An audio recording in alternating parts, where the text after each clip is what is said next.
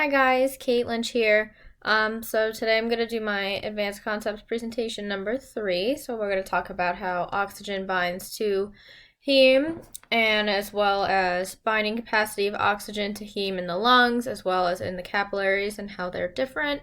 How CO2 and water affect the pH that's in the capillaries. And I'm also going to just go over how oxygen is transported throughout the body. Okay.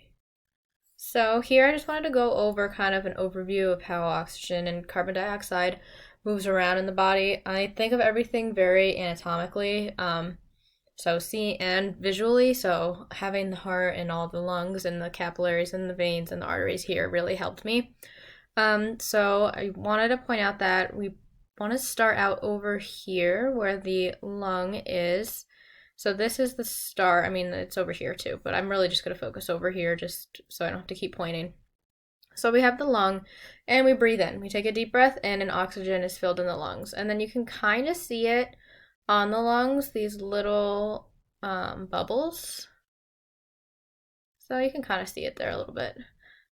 So these are called the alveoli. The alveoli are what fills up with the oxygen, and they're also coated with surfactant, fun fact, so they don't get stuck together, so they can really fill up with air and become a big ball full of oxygen. So around the alveoli, there are these little capillaries, so that's kind of what these are showing, these like web-like looking things. You see them down here too. So these capillaries are wrapped and intertwined all around the alveoli. So what happens is in the alveoli, the pressure or the partial pressure of oxygen is high, and in the capillaries, the partial pressure of oxygen is low. So naturally, through the process of diffusion, the oxygen will move over and go into the capillaries. So now we have this oxygenated blood that's red here, and it gets pumped over, or not pumped over, it kind of falls over into the aorta on the left side of the heart, and then it gets pumped out, and then it goes to all these capillaries down here. So it goes systemically throughout the body. So now we have the systemic capillaries, and they are intertwined around all of the tissues in the body. So this oxygenated blood goes over to the tissues of the body, and the tissues are full of CO2 because of cellular respiration right now. So now the oxygen moves from the high concentration of oxygen to the low concentration of oxygen. So the oxygen then goes to the tissues, and then the tissues are full of carbon dioxide and that carbon dioxide has nowhere to go. So now the carbon dioxide will move and go into the blood. Wait, I messed that up. The tissues are full of the carbon dioxide. It goes into the blood, and now we have all this deoxygenated blood up here, gets dumped into the right atrium, and it fills up the right ventricle, and then the heart pumps, and it goes out back to the lungs to start over again. So they pump at the same time, obviously, so it's always going. So that is just a quick overview without going into the molecular structure of everything. So now we're going to go down. We're going to talk about how oxygen attaches to the heme. So I zoomed in on my previous picture up here, so we have the lung and the O2. So this is the part of the process that we're focusing on right now.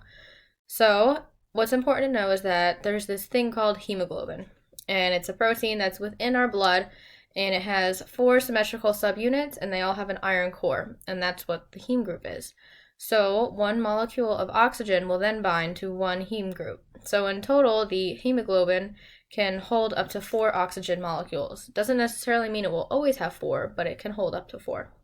So when you're in the lungs, the hemoglobin is in the blood. The blood is floating around the alveoli, and it's picking up oxygen. So we can see that here. I'm going to move my face so we can see.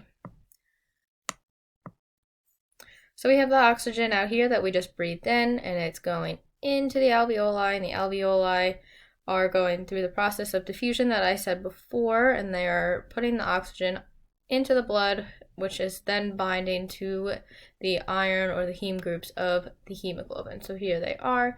These little white or blue balls of oxygen are attaching down here to the Fe or the iron.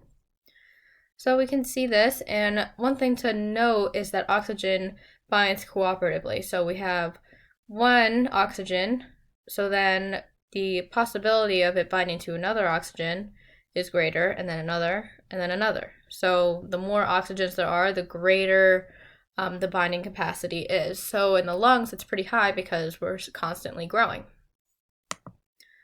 And then we are going to talk about the transport to the tissues. I'm going to move myself over again. So now I zoomed in again, and now we're at the bottom part of that picture. Can't really see it. There we go.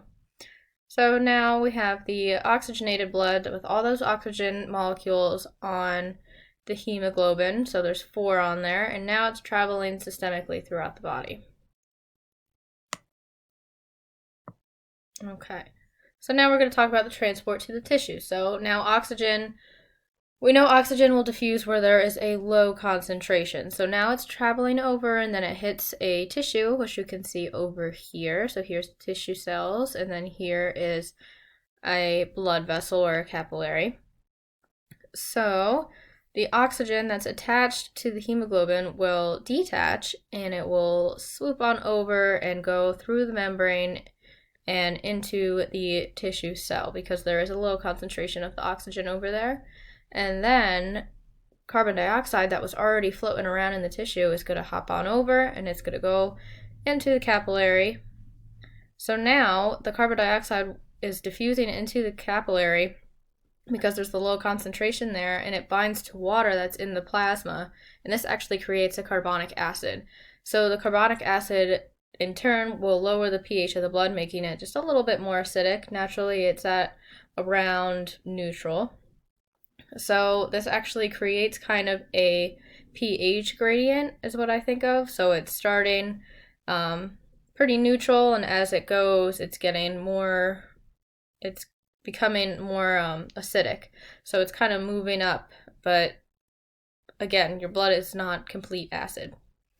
But the pH is lower because there is more CO2 in the blood. So now we have this deoxygenated blood that is floating around, and now it's been delivered to all of the tissues. So now we're talking about some venous return. So now we're on the opposite side of the diagram that I had in the first slide. So now the CO2 is in the blood and it's going up the venous arteries or veins. Not arteries, veins. Veins are deoxygenated blood. So now the deoxygenated blood is returned to the right side of the heart, so it gets dumped over to the right atrium and to the right ventricle, and the heart beats, and then it pumps it all back to the lungs. And then more oxygen molecules will be present when we breathe in again, and it will continue to deliver oxygen to the body. All right, and thanks for listening. I hope you enjoyed the presentation, and have a good one.